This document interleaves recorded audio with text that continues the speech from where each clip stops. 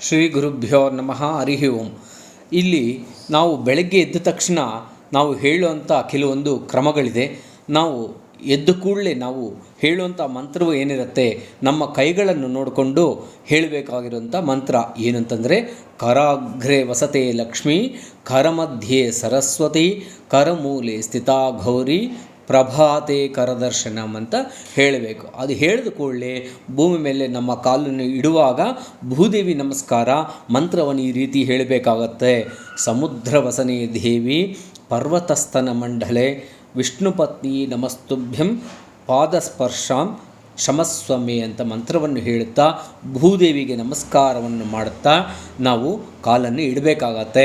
ಅದಾದಮೇಲೆ ಕೃಷ್ಣನ ಫೋಟೋವನ್ನು ನೋಡೋದು, ಮತ್ತು ಕುಲದೇವತೆಯನ್ನು ಫೋಟೋ ನೋಡುವುದು, ಮೇಧಾದಕ್ಷಿಣಾಮೂರ್ತಿಯನ್ನು ಫೋಟೋವನ್ನು ಚಿತ್ರಪಟವನ್ನು ನೋಡುವುದು ತುಂಬ ಒಳ್ಳೆಯದು.